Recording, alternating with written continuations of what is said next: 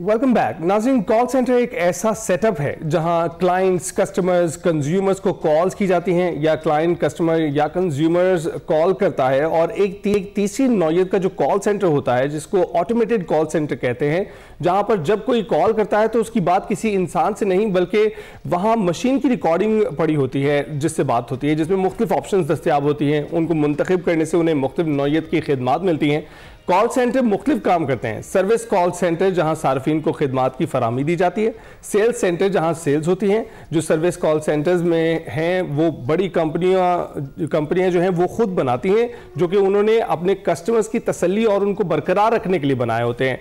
दौर जदीद में कोई प्रोडक्ट फरोख्त करना मुश्किल नहीं है, मगर किसी प्रोडक्ट की फरोख्त के बाद कस्टमर्स को बरकरार रखना उससे ज़्यादा मुश्किल होता है। ऐसे में कॉल सेंटर बड़ा अहम किरदार अदा करते हैं। खासकर पाकिस्तान में बड़ी बड़ी कंपनियां मौजूद हैं, कस्टमर सर्विस कॉल सेंटर चला रही हैं, मगर हम जिन कॉल सेंटर्स की बात कर रहे हैं ये खूबसूरत ऑफिसेज भी हैं, काम करने वाले पढ़े लिखे नौजवान भी यहां मौजूद हैं, मगर बड़े पैमाने पर फ्रॉड किया जाता है, जिसमें ना सिर्फ अपने हमवतनों को मगर दुनिया भर के और खुसूसन यूरोप और अमेरिका के लोगों को लूटा जाता है।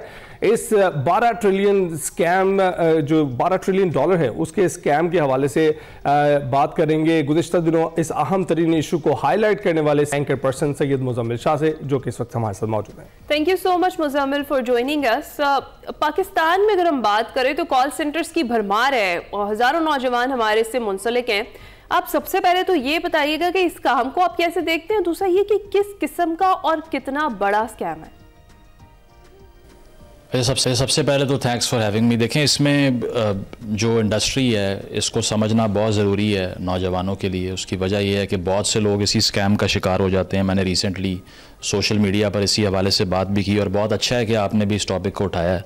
अब चीज़ ये है कि इस काम में ऑब्वियसली सारे इललेजिटिमेट कॉल सेंटर्स तो नहीं हैं, लेकिन एक बहुत बड़ा नंबर उनका भी है जो कि स्कैम्स करते हैं, ह्यूमन ट्रैफिकिंग कर रहे हैं ब्रॉड डे लाइट में। इसके अलावा एक्सटॉर्शन हो रही है, और हमने देखा है कि FIA ने या NCCIA ने जो रिसेंटली ऑपरेशंस लॉन्च किए थे ऑपरेशन ग्रे के नाम से, बिलियंस ऑफ रुपीज़ की ट्रांजैक्शंस उन्होंने पकड़ी हैं, जिसमें उन्होंने ये देखा कि ये सारा मनी लॉन्डर किया जा रहा है बाहर से। तो होता यह है कि बहुत से पाकिस्तान में ऐसे नौजवान होते हैं जो कि इकोनॉमिक फ्रस्ट्रेशन में आके जॉबलेसनेस की वजह से एक बड़ी अर्ली स्टेज पे ही इस तरफ चले जाते हैं।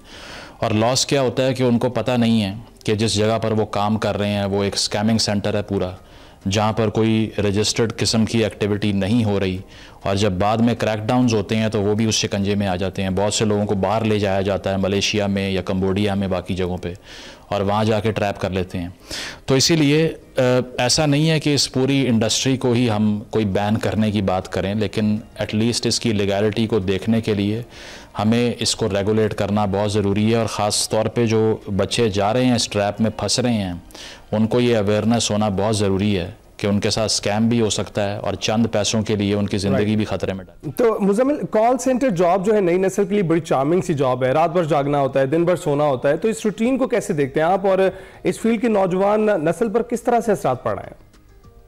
देखिए, इसमें यह है कि अट्रैक्टिव ये इसीलिए है, जिस तरह मैंने पहले कहा, वो इसीलिए है कि बहुत अर्ली स्टेज पे जब कोई भी स्टूडेंट है, वो भी ग्रेजुएट भी नहीं हुआ, कोई डिग्री भी उसके पास नहीं है। पाकिस्तान में अनएम्प्लॉयमेंट का बहुत बड़ा मसला है, जॉबलेसनेस का इशू है।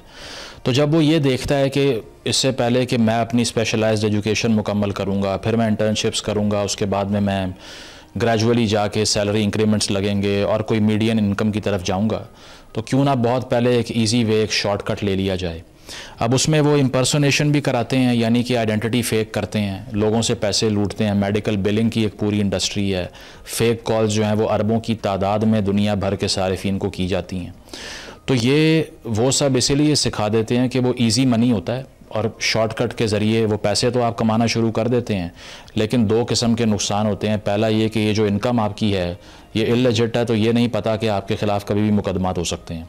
दूसरा ये है कि आपकी जो अपनी फील्ड है, ये कोई स्पेशलाइजेशन तो नहीं है कॉल सेंटर में काम करना। आपको पता ही नहीं है कि किसी घर में या किसी प्लाजा के अंदर या किसी भी अनआइडेंटिफाइड लोकेशन के ऊपर इस तरह के लोग जो काम कर रहे होते हैं, जो ऑन रिकॉर्ड भी रजिस्टर्ड बिजनेसेस भी नहीं होते, वो किसी भी वक्त बंद हो जाते हैं। تو ان جگہوں پر نوجوانوں کے لیے نہ کوئی جاب سیکیورٹی ہے، جب کسی کا دل کرے گا وہ اس کو نکال بھی سکتے ہیں، وہاں سے فائر بھی کر سکتے ہیں، اور سب سے بڑی بات کوئی لیبر لاز نہیں ہے، 15 گھنٹے کام کروا رہے ہیں، ہفتے میں 6 دن بلا رہے ہیں، چھٹی نہیں دے رہے، تو ورکر کو بھی وہاں بلا کر ایک لحاظ سے زیادتی کی جاتی ہے، کیونکہ وہ ریگولیٹ کیسے ہوگی انڈسٹری، یا ایک ورکر کو رائٹ کیسے ملے گا جب پوری انڈسٹری شیڈو میں کام کر رہی ہے.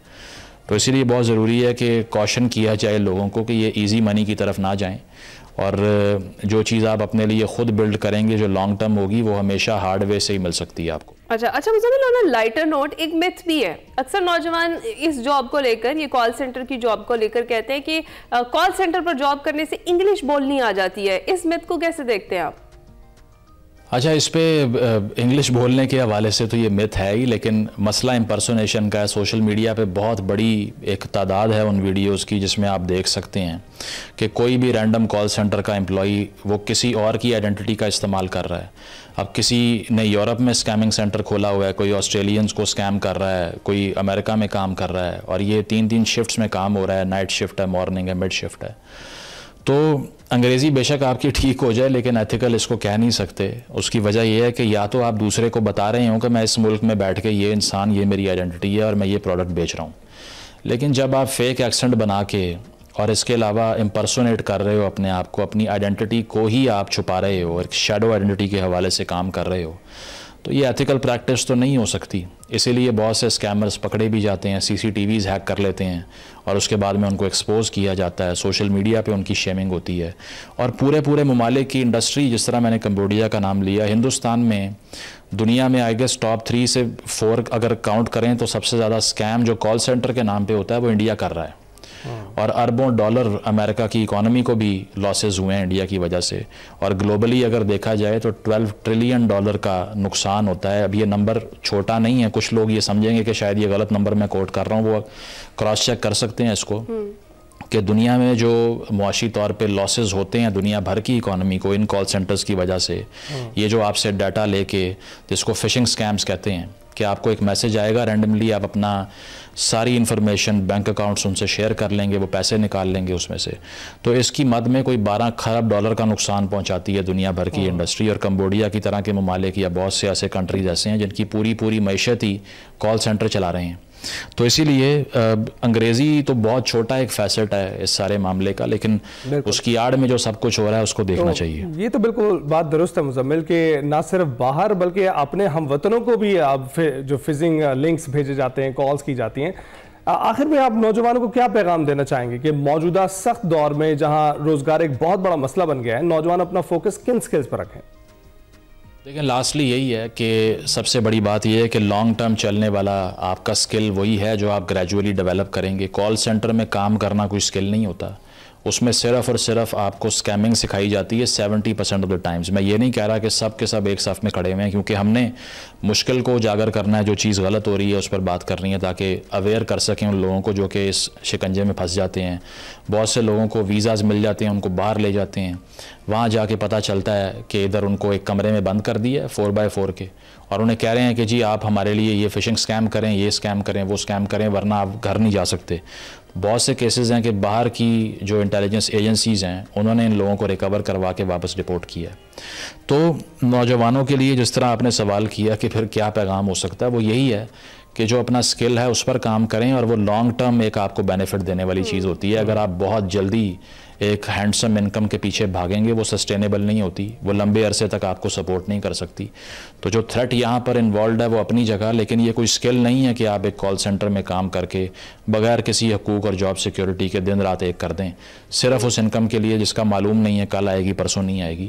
تو پیشنس جو ہے وہ بڑا ضروری ہے، اس سے بڑا کوئی لیسن نہیں ہے. بالکل ٹھیک، تھینک یو سو مچ. مزمل شاہ ہمارے ساتھ موجود تھے، جو پاکستان میں غیر رجسٹرڈ اور غیر قانونی کال سینٹرز کام کر رہے ہیں، وہاں پر کس طریقے سے ہمارے نوجوانوں کو ایکسپلائٹ کیا جا رہا ہے اور کتنی ضرورت ہے کہ نوجوان اپنی سکلز پر فوکس کرے، اس پر ہم بات کر رہے تھے. ابھی ہم بریک پر جائیں گے.